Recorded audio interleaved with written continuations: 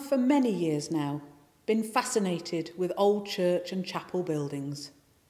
There is something that when I am away from home draws me into these places and sets my mind thinking.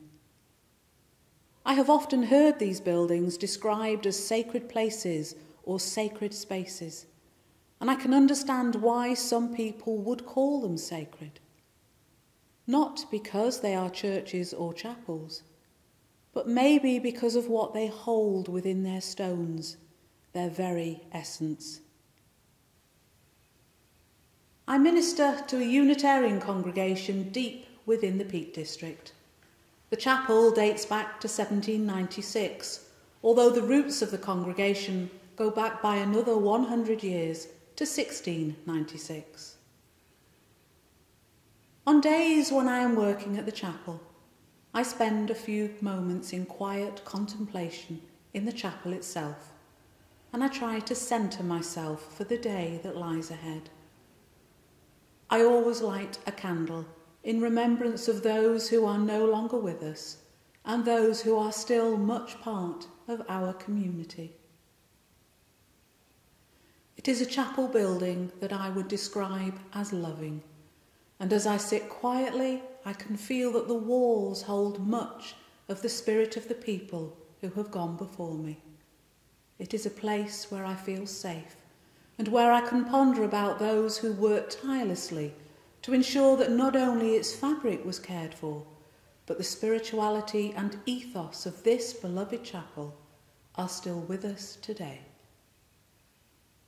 On sunny days, I often wander to the graveyard and I sit there having my lunch, and I think about those who now lie in this sacred place, still cared for by loving hands and loving thoughts.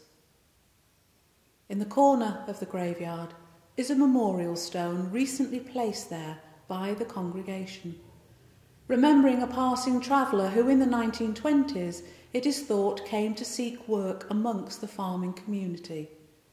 It is the village where he passed away, and the congregation and the minister at the time laid him to rest peacefully in the graveyard.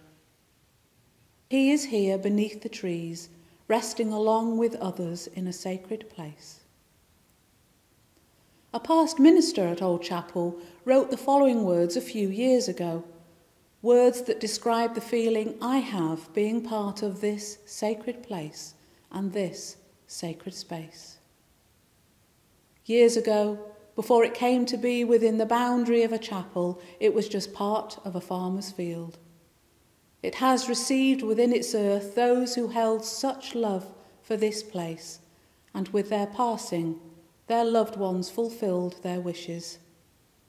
Together, mothers, fathers, sons and daughters rest together.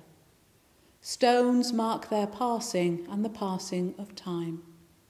Amid the lichen, names guard empty spaces for lives moved on. New inscriptions joined weathered names to show that loved ones have been reunited. It is a place for the living, as names and dates are read on many occasions, rekindling memories.